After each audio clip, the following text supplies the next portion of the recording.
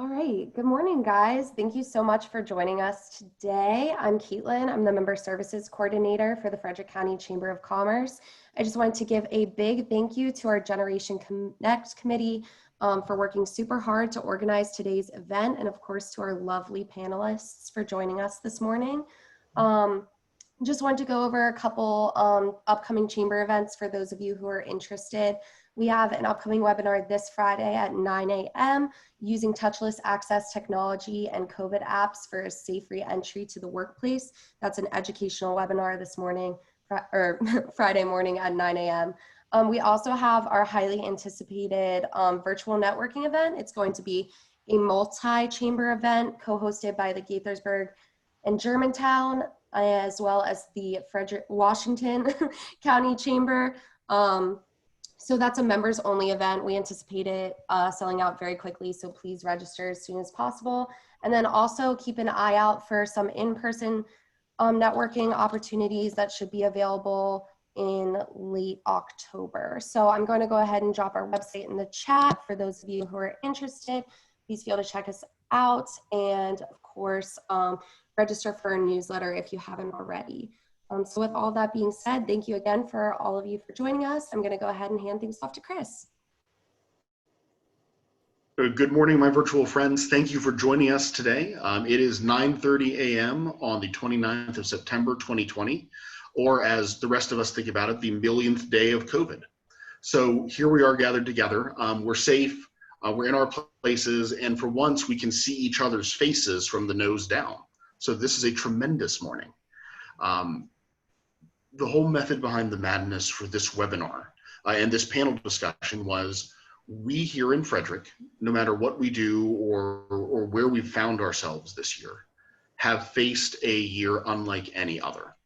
I don't think any of us expected when the ball dropped on December 31st of last year that a global pandemic would be the headline in this year. And as we look to see how this pandemic has changed our world and our day to day, we wanted to talk to the experts. We wanted to talk to professionals who are leading the way here in Frederick City and doing all that they can to return our city to its pre-COVID grandeur and even innovate and plan for the rocky road to come. So we're joined today by Monica, Sean, and Wes. Thank you to the three of you for taking the time to be with us this morning. And to kick things off, a question for each of you, and we'll start with Monica. Just please introduce yourself to the call. Who are you? What do you do? And how has your 2020 been in a nutshell? There we go. Can you hear me? All right.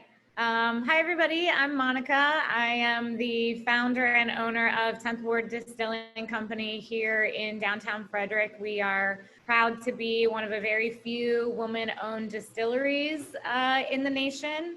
We operate a cocktail bar and a private event space on our second floor where we host weddings, corporate events, that type of stuff. And yeah, 2020 has certainly been weird for us. Do you want me to just talk a little bit about that, or are we going further into 2020 stuff later? We'll be diving down with multiple questions to follow. So any highlights you think we should know up front? Yeah, one of the weirdest things that we've had to deal with obviously are the people that still are just unaware of how to behave and what's going on. Early on, even when we were officially closed to the public, we would put this big table out in our front door that would block the door completely from customers coming in so that we could do to-go sales, and they would still walk right up, move the table out of the way, walk right through the building, go to the bathroom, talk to our staff, not wear a mask. So continually navigating the reminders has been fun, but for the most part, people have been understanding. I cannot fathom people moving the table out of the way. So in my head, if you won't follow the health restrictions, no great spirits for you. No fair. You're in timeout. So moving on to Sean. Sean, same questions to you to start. Who are you? What do you do? And how has 2020 been for you? Yeah. So, hey, everybody. My name's Sean Moore. I'm an associate advisor and the director of operations for More Wealth.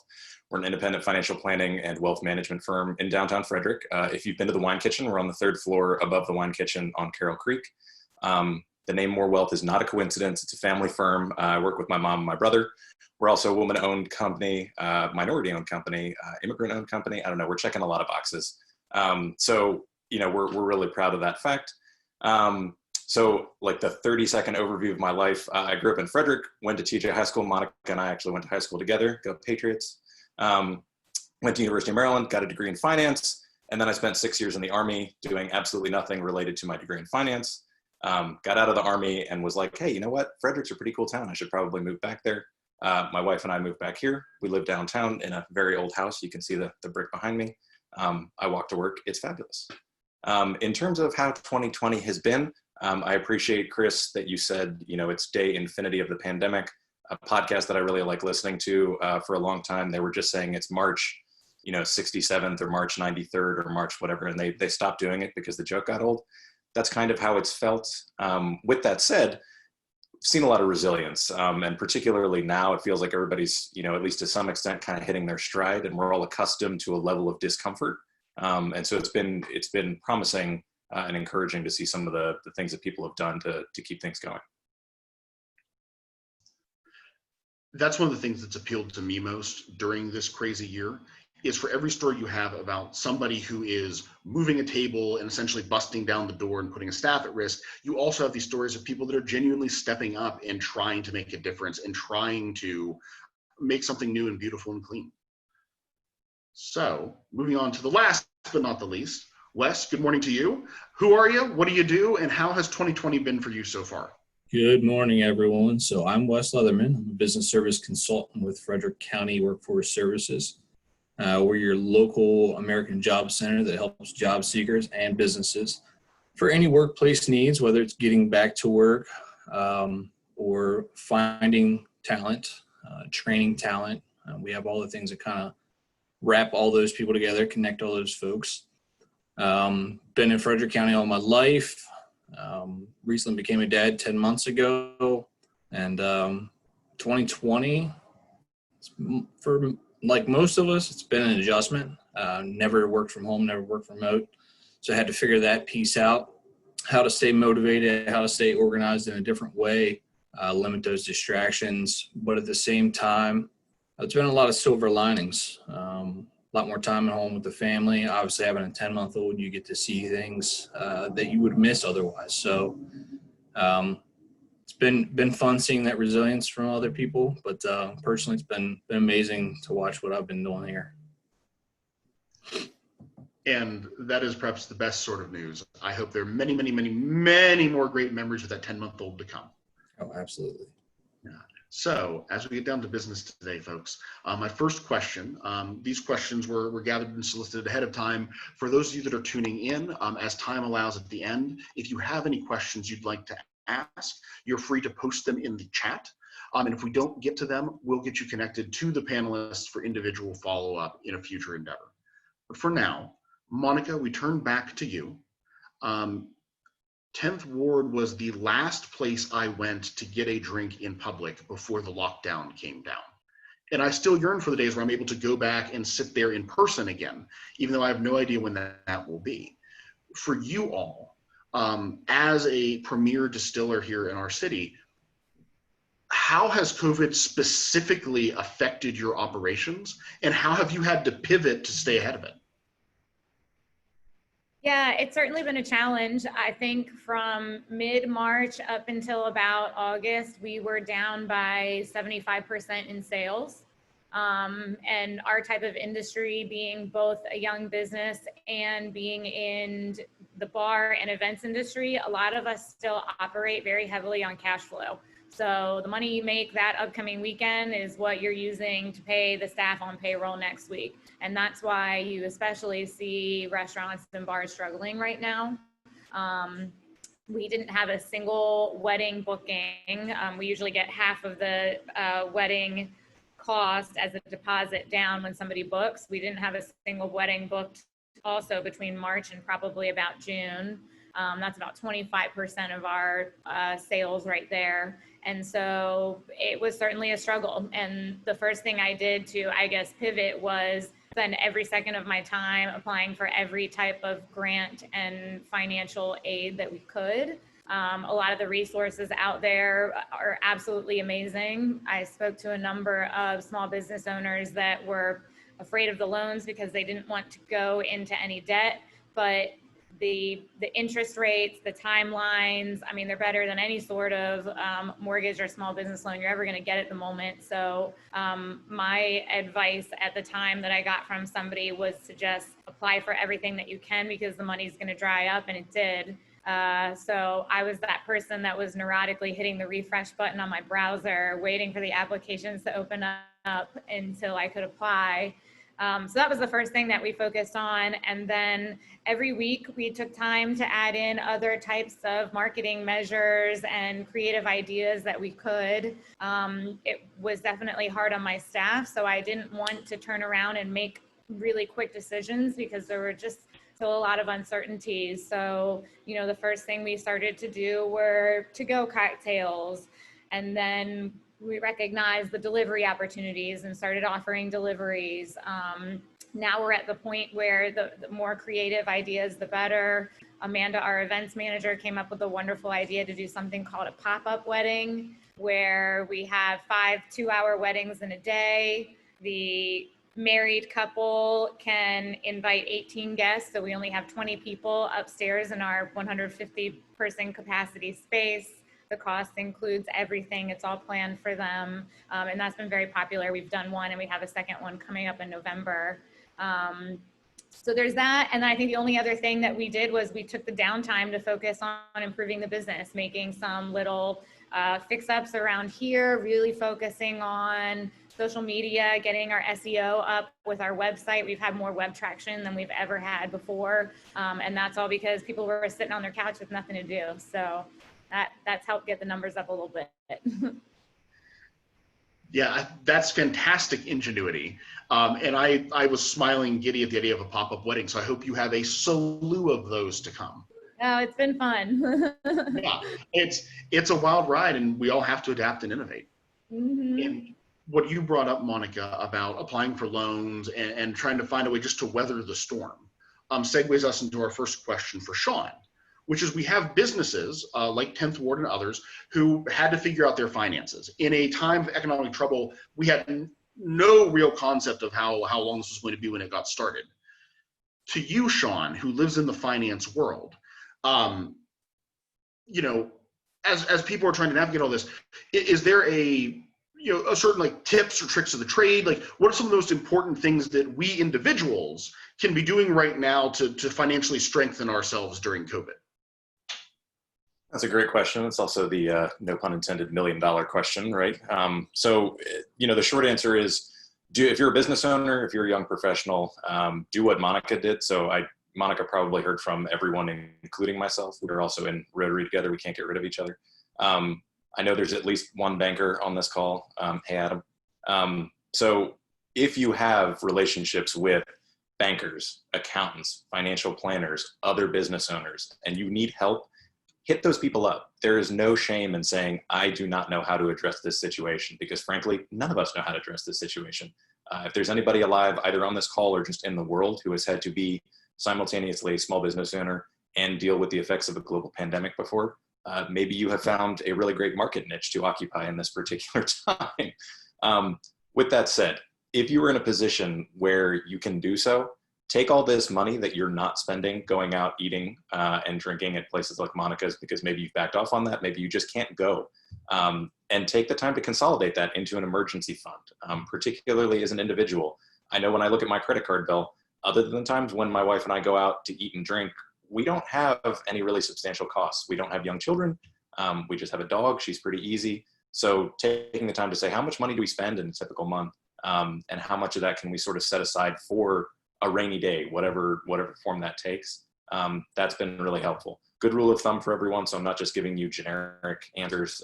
3 to 6 months worth of your living expenses. So inclusive of your mortgage, your cell phone payment, car payments, all that stuff, and including fun stuff for 3 to 6 months. So 3 months, if you feel really, really confident and you're willing to live a little bit on the edge, 6 months if you're feeling a little bit more, hey, I want to make sure I have a substantial sum of money available. And then again, if you are in a fortunate position where you're gainfully employed and you live in Frederick County and you can patronize businesses that could use your business, do it. They're out there. They have tons of great stuff. I'm going to keep pestering Monica because she has great, great spirits. I'm a member of her Bottle Club personally. Bottle Club is a great way to get their new releases. It's fantastic. There's some stuff coming up, really cool, seasonal, great things. And there's downtown specifically outdoor seating. My wife and I have been very cautious with COVID related stuff. And we feel very comfortable sitting outside at basically all the restaurants downtown. I know we're kind of running up on the end of the season for that, but take advantage. You will enjoy it. It will give you a break from what's going on. That mental break is important. And there are business owners who could definitely use your support right now. The thing you said in the middle of that, Sean, you were talking about as we plan for our financial futures and having the right amount of money set aside, you brought up employment. And in this year, we have seen so many people lose jobs just as industries have just tried to cope. So Wes, that's our segue into you. As someone who is living in the employment world, my first question for you is, looking at the entirety of the hiring landscape, which I understand is a broad brush, do you expect any changes with employment options? Like, do you see companies making permanent changes? Like, is working from home going to be the new normal? Are flexible schedules going to be the new normal? Are you seeing any broad industry changes that job seekers should start to be aware of? Yes and no. So there's going to be some jobs, some industries that you can't work from home. It's frontline stuff. You got to be there. They're definitely changing in their own ways, being flexible and nimble to what's going on. But at the end of the day, some of these places you just have to report. On the other side of that, you are seeing some businesses say, hey, you know what? We have the technology. We're putting policies and procedures in place. Let's just be safe about this. Everybody's going to work from home permanently. There's been several businesses around the county that have done that. Productivity has gone up. Quality of life's gone up. Many of the things that you would expect, these people were kind of hanging out at home, enjoying themselves. But it comes with the catch now that school has started. That's where you're starting to see that flexible option come in there because, people are for the first time have to become daycares, teachers, and full-time workers, and it is tough. The good news is I think all of us are in this together. So you're starting to see top-down people experiencing the same thing. So therefore, they're more willing to kind of make those changes, those cultural changes in the workplace, because they understand as well. So the employees really have had a voice, what I'm seeing for the first time, just because of the mental, physical stress that I think everyone is experiencing. These companies are finding options that work for everyone because we need people to be working right now. Businesses, relying on people having money. People will need jobs to have that money. But you are going to see some change in that when school goes back to in-person. Some businesses are just kind of have a temporary thing going on right now to work with that. Some of them are even doing options at the office where you can bring the kid to the office and they have little teaching centers. I don't know if you see any articles floating around that or any models about that, but it's pretty neat. I do think some of this is going to stay permanent though, because people are starting to figure out how it works, getting it done at home. Businesses are also looking at it from a standpoint where, I had a 10,000 square foot footprint for where I was at. I can now go down to 5, and I don't need all this office space. So when you start to look at things like that, that's just a smart business move to save money and stay open in times like this and moving forward. So yes, it is going to stay permanent, I do believe. Well, one of the phrases in my mind, based on what you said, Wes, that kind of captures the entire year is you have to take the good with the bad. Yep. So for all the chaos that comes from these permanent changes, balancing it out with more time with family, balancing it out with the flexibility and the productivity of working from home, I know we're in the midst of a change. And like you, I'm excited to see where it all goes. Jumping back to you, Monica, when we're talking about changes in businesses and looking at you as someone who makes a living entertaining, serving, and as a destination for weddings and beyond, what changes do you see as being permanent for 10th Ward? And what things are you excited to undo once the pandemic is over? Well, I can tell you the first thing that we just recently undid that my entire team is excited about is that we are no longer producing hand sanitizer or disinfectant. So as much as it definitely helped bring some money in and support our community, it's not our top product to make and sell. So I think everybody's relieved that it's not part of the to-do list anymore. I think suppliers have now caught up and they don't need small distilleries helping on the front lines anymore, which is a little bit relieving. Some permanent measures that we see ourselves bringing on are some things that actually the state passed during the state of emergency that we're going to be pushing to be enacted permanently within our industry. Some of those include the ability for to-go cocktails. There are some, sales limits on, there used to be bottle limits for distilleries, and I think can limits for breweries on the amount that you can sell per person per visit when they walk out the door. That cap was taken off during the pandemic, and that's usually there because the wholesalers are worried that we're going to compete with them, and that's a whole other political nightmare. But shipping direct to consumer within the state of Maryland is a new thing that the governor enacted during the state of emergency, which is huge for us. So some of those things we'll keep permanently. The online store was something that is a really cool opportunity that we didn't spend too much time implementing, that we had never done before. The whole curbside pickup thing is still working for us, even though we have a door that people can walk into to purchase, and it's at no cost to us just to leave up. So I think that'll probably still be there for a while. Ideally, we'd love to be able to phase out some restrictions like tables being 6 feet apart, because even though your indoor capacity might increase to 75% or 100% one day, if those health restrictions are still in place, I can't fit more tables in here either way. So that's not going to matter, especially for all the smaller downtown businesses in historic areas that are in teeny and limited capacity buildings. Same goes for all of the extra cleaning protocols that take my staff a really long time to do just in order to get their job done. So while I think they're very important for safety right now and for health purposes, once we're at the point where we can slowly transition those things out, I think it's just going to make our lives a lot easier, and our costs will go down. Much to Sean's chagrin, so much of my financial planning this year has been buying alcohol and spirits. So thank you for giving me what I needed to get through the pandemic. So thank you. The and again, shameless plug for all of you that are listening. If you haven't had the chance yet to go and enjoy dining in the streets or getting some curbside pickup, go treat yourself. We could all use the mental break. So pivoting to Sean, as we continue our round robin questionnaire here. So Sean, Monica's talking about the long-term changes. Wes is talking about permanent changes. When you look at the world of finance, and we're looking at the next 12, 18 months, 2 years, what do you predict or what do you anticipate as trends or things to be aware of for us savvy investors? Great question.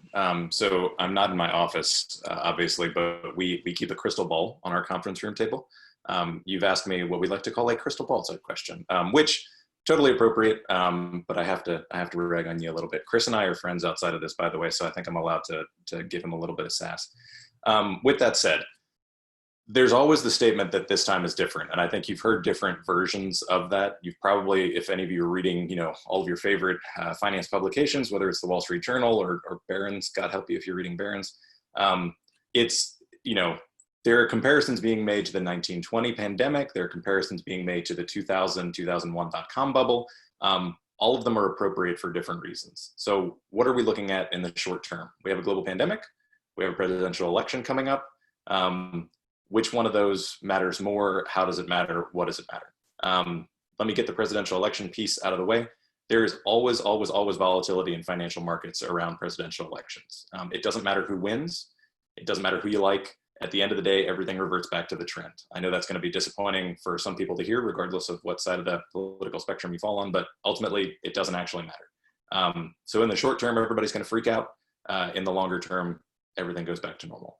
Short term, we're going to have a lot of turbulence because at the end of the day, the virus is still in the driver's seat. If we figured out tomorrow a way to make coronavirus go away and everything could basically go back to normal, I mean, Monica said it about the way that she's conducting her business. If you could eliminate all of the extra work that they have to do, and you could eliminate all the restrictions they have to deal with, and everyone could feel safe, that would be fantastic. In the absence of that happening, it's going to take some time for us to sort of work our way back to everybody feeling comfortable across the board, regardless of what that means. So medium term, if and when we have a vaccine, if and when we have procedures in place that everyone can feel comfortable with, we'll sort of revert back to normal. Economic activity will pick back up. Feeding over to what Wes deals with, if we have people that stay unemployed, we still have a relatively high unemployment rate. I know things have come back somewhat, but we're still high nationally.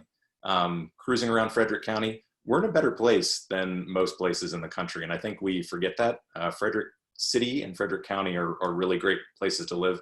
And part of that is that we have really resilient industries here. Not a lot of places are blessed with that, so it's easy for us to forget in some cases. But in the medium to longer term, that employment picture is going to matter. Are people sort of permanently unemployed as opposed to temporarily unemployed? And then longer term, realistically, we'll revert back to normal, but it'll be, I hate the phrase, but I'm going to say it anyway, a new normal. It's really just going to depend on, what things are people implementing are permanent, what things are going to go back to sort of how they were, and are those things positive or negative over that time frame. A lot of unknowns in terms of what you can do for your own financial safety, security, and planning purposes. Please, please, please talk with someone who's a professional. I would obviously love it if all of you came and talked with myself, my brother, and my mother, but you are not obligated to do that. Please shop around. There are many, many competent financial planners in the city of Frederick and in Frederick County, many of whom are, we're better than all of them, but at least some of them are pretty close. Can I chime in there for a second on that? Do you guys mind? Please. And like coming from somebody who does use financial advice and planning, I've learned, you might see an upfront expense, but you're going to save so much more money, both in the immediate term and in the long term, by speaking to somebody like that. Because early on, when I didn't have the financial experience, I was spending a lot more money making mistakes from everything to taxes to purchasing questions and that type of stuff. So totally worth it. Sorry to interrupt. That was, nope, I couldn't have asked for a better comment. Thank you, Monica. Excellent co-promotion, by the way. So Bottle Club and financial planning, it's a two-stop shop, but you know where to go now, folks. So Wes, coming back to you and kind of jumping off of Sean's new normal, mostly because I couldn't think of a good pun with the crystal ball as a comeback. Coming back to this new normal, before we get to new normal, if you are someone who had, they were furloughed, laid off, fired, terminated, just lost their job during this pandemic. Right now, you're facing a time in your resume where you're trying to balance out staying on unemployment, trying to balance out shopping for something that's going to fit or shopping for something temporary. All of this chaos is to say, if you are someone who's looking at this rebuilding economy, at what point should a candidate who's looking for a job jump into a new career or a new profession versus coping with a longer break on their resume? Is there a certain line in the sand that says, hey, this is too long to have a blank space in the resume? What wisdom can you share in this realm? And please ask questions to clarify if that wasn't clear. No, it's pretty clear. So I don't necessarily know there's a line in the sand. We all know what's going on right now. It's a lot like the housing bubble burst. There's a lot of people who lost their jobs, a lot of breaks in resumes because of that kind of stuff. This is going to be very similar, but it's still important for you to try to find employment that builds on the skills that you already have. Financially, Sean will agree with this, bills probably aren't going to stop coming. So you may not be able to go back into the same job, the same industry, carry that same title, but what can you take your skills that you have and your strengths that you have to benefit some business and get a paycheck? You may have to take a cut in pay just because unemployment is high, times are tough. A lot of people are trying to get jobs right now, so you're fighting over jobs. If you're chasing that professional career, pathway building, it may need to take a break. Much like Son said, the economy is going to bounce back. Don't know when, but during that point in time, your professional pathway and what you're trying to do there, out of staying employed, paying bills, that kind of stuff, I would say it's not the most top priority. Again, the economy is going to bounce back. You most likely will be able to resume the type of work you were doing. But in the meanwhile, you really need to try to use the skills you have to find some type of employment, and keep your eyes open for new types of jobs popping up just because of COVID. They're happening every day. Like Monica said, they're now delivering alcohol because of the laws that were passed. Did you ever have a delivery driver before? No. Now you have somebody delivering alcohol. So there's jobs popping up all over the place. They're just going to look a little different, be termed a little different. But ideally, the thing is not to get comfortable and stagnant. It's not necessarily about the break. That's going to happen. You're going to have a break in your resume. But use resources like Frederick County Workforce Services, your professional network, LinkedIn, all those kind of things to get back to doing some type of work, even if it is part-time. I actually want to ask you a second question, Wes, as a follow-up. Sure. With the understanding that you keep moving forward in your industry, you keep doing all that you can to keep building your skills and becoming as hireable as possible. Have you heard any tips and tricks from the business owner side of things like skills or traits they're looking to hire for in this age of COVID? So a lot of times as a employee or a job seeker, we're very focused on what we've done rather than necessarily what we can do. So I go back to those transferable skills and highlighting those. You have a lot of industries that were hit extremely hard because of the pandemic. Those are the folks that were laid off and they're probably still waiting around for work. Look at what you've done in that industry, in that position, and see what industries can use those type of skills. There's a lot of basically need. I'll give you an example. So like you have the hospitality industry. A lot of that actually pairs up well with bio, just between safe serve and those kind of things. You can highlight the fact that you're an accountable employee that shows up every day, probably work weird hours, weird days. Now you can go get a 9 to 5 or better hours. So you have quality of life coming at you. You're probably going to work a little harder because of it. And all you have to do is highlight the fact that you've done this work in a different environment and call it like you see it. I mean, put that on your resume in a way that it appeals to the employer, not what you can do, but what you're going to do for them. Show them results, highlight those skills up front, make it one of the first things that they read. And I always tell folks too, use LinkedIn, use social media, use your professional network, do some professional stalking, see what businesses are about, see what kind of projects they're working on, and just find that stride, find that scene where you can get in and say, I've done this. Yeah, it was over in this industry or in this type of job, but I've done this. And then just tell that to them. What do you got to lose? Not being employed, getting a no, and also not being employed. So highlight those kind of things. Use your resources out there. Again, I'm going to plug Frederick County Workforce Services. It's free. We have tons of resources, funding, all sorts of stuff. If you're in some downtime and want to get training, we usually can help with that too. It seems to me what you're saying is the idea of tell your story just in a new way. Hey, these are the things I've done. These are things that I can still do, just in an entirely different setting. And that's inspirational to me. At SureLocked, we're solving puzzles all the time, and this is just another one. So at this point, for everybody on the call, we've hit just over the halfway mark. If you have any questions you would like for me to pose to the panelists, please drop them in the chat. Otherwise, we're going to continue on with the questions that we have and come back to Monica. So, Monica, coming to you and looking at everything that's happened this year, in all the changes you had to make, was there a source of unexpected inspiration that you found, or anywhere the rest of us can look for inspiration as we try to adapt? Yeah, that's a really great question. I had a few, I would say, not just sources of inspiration, but also kind of like advisory points. The first is that we have a functioning and well-established advisory board for the business.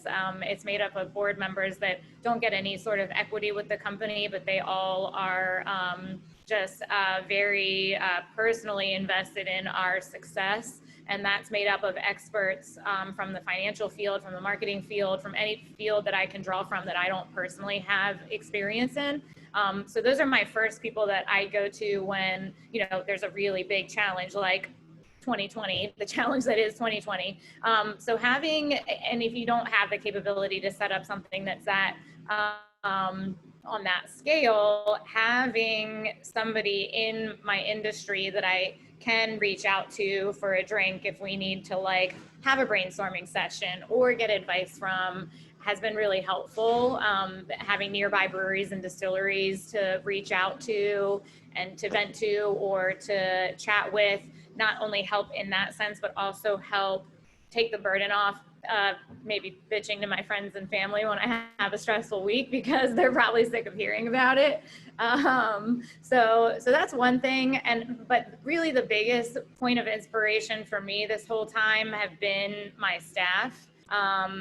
Early on, I wanted to make sure that I was very clearly communicating with them what was going on. I was seeing a lot of horror stories of restaurants or companies that were closing down and their staff were finding out about it via a Facebook post before they ever even heard from their supervisors. And so as soon as all of this started, I immediately sat down with my team and I said, here's what the landscape is looking like. I can't figure this all out on my own. I also need your help. And they're the ones that have figured out how to do the online store, came up with the pop-up wedding, have become now disinfectant and hand sanitizer distillers and salespeople. And that's where a lot of those creative ideas come from. They can challenge me. They can remind me, okay, say we have this event coming up in 2 months, but what happens if there's another shutdown? We got to think about that. And so that's really been a wonderful point of inspiration for me. Well, to shamelessly compliment you, it says so much about you as a leader and business owner that you did look after your people during this time. Thank you. I know some businesses didn't have the luxury of doing that, and I know that other businesses just didn't take that route. Thank you for looking out for your own. So, Sean, I'm hitting you with a curveball because I'm saving the next scheduled question for the next round. When this call is over and we all go back to our lives, there's a lot of information we're trying to soak in. Sean, if there was one financial tip or one source that you could have people go to after this call is over to monitor their financial health and well-being, what would you encourage us all to do as soon as this call is over? You kind of teed it up for me to say, just get in touch with me. That's your number one resource. All kidding aside, if you have somebody that you already work with, if you don't have somebody you already work with, find somebody. That's a great person. Lean on friends, lean on family. If you want kind of a third-party resource that I'm particularly fond of, the Wall Street Journal, I know it costs money. It's one of the places where the paywall is actually really strong. If you've ever tried to get through the Wall Street Journal without paying for it, they're pretty good at keeping you out. If you just want to know kind of what's going on in markets and the economy, that's a really fantastic place to get there. Another shameless plug for myself.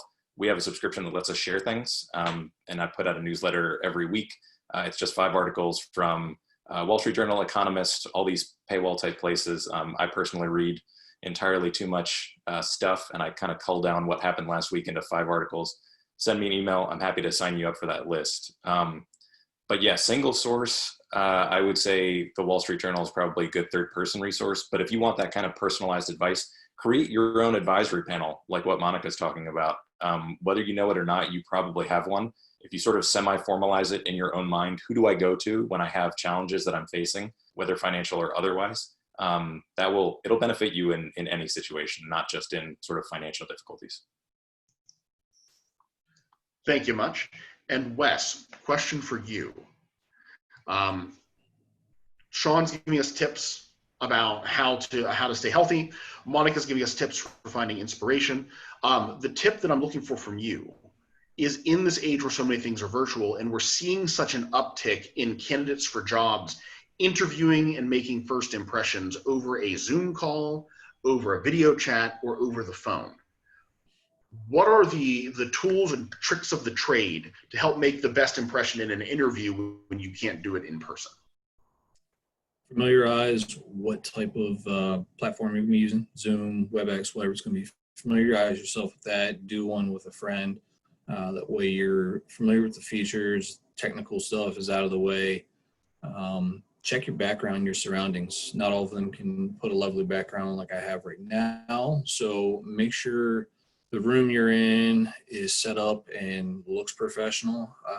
Last thing you need to be doing is taking an interview and there's something in the background that says different. Also, you want to dress the part, research the company. Nothing different than in person. Research the company. Not enough people do it, I promise you. If you're on LinkedIn, if you're Googling them, just go to their website, check out their mission statement, their values, that kind of stuff. Know that. Have it on a note to the side so you can touch those points as you're speaking with the person. Lastly, one of the things I think is important during these times is, if there's an opportunity to make it personable, do it. There's a lot of things we can't pick up on in the virtual world, such as the cues of how somebody's week's going, that kind of stuff. So if you make it personable, and I'm not telling you to ask for their life story or tell them your life story, but just some general questions. How are you handling this? How's things going in your world? When you get on that level, it starts to engage on a personal level. So they start to remember somebody, and that's all an interview is ever about, is being remembered. Once you start to engage them on that level, you then set yourself apart. As long as you've done the other things, had an appropriate background, dressed professionally, and knew a little bit about the job and company you're going for. But those would be the simple tips. You can also watch, YouTube videos. They're also great. If someone had told me at the beginning of this year how excited I would be to pick out my virtual backgrounds, my response would have been, what the heck's a virtual background? And now I'm like, ooh, tell me more. We're beginning to wrap up for the stuff that we have prepared for the Gen Connect committee. Again, if anybody has any questions, feel free to drop them in the chat. This next question is going to be for all of you, and the same for all of you. The question is going to be, what is the biggest lesson you have learned in the age of COVID? What is that thing that 2020 has taught you? And to give you time to tee up for that, as we begin to wrap this thing up, for all of you, there's valuable information in the chat already. Connections to the Chamber website, which is a good way to stay connected to events like this. And more importantly, a great way to continue to build this Frederick community. Because as our panelists have said, we're stronger together. We innovate better when we're a team. We're better when we know that we can rely on other people. And we're better when we know that we're not in this alone, and that there's that personal connection out there, even in the age of computers. So check the chat. Stay involved, and take care of yourselves. And Monica, I hope that was enough stall time. The question for you is, what is the biggest lesson that COVID has taught you? Yeah, I think it is the ability to be flexible and recognizing what our skill sets are.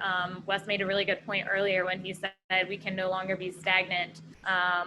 And I feel for the businesses who have never operated using email or online sales systems or anything like that, because I've seen them struggle. I've recognized that my team and my staff and our customers are also very capable of being flexible.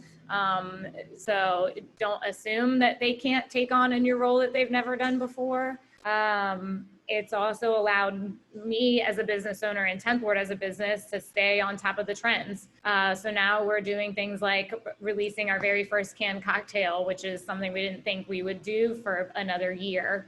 Yeah, so researching not just the trends in our industry, but the trends of what is working well in the landscape that we are in right now. So I know people are sick of the word pivot, but I really think that being able to just adapt quickly has been huge for us. Amen to that. Sean? Yeah, I just want to agree with what Monica said. I know, yeah, I agree. Everybody hates the word pivot. A term that I used to use in the Army is flexecute. So be flexible and execute. I think everybody on this call has heard me say that to them probably a dozen times. This is the kind of environment where you have to do that and surround yourself with people who can also do that. My unique answer, separate from what Monica said, is it's something to be humble. I think it doesn't really matter what your plan was going into 2020.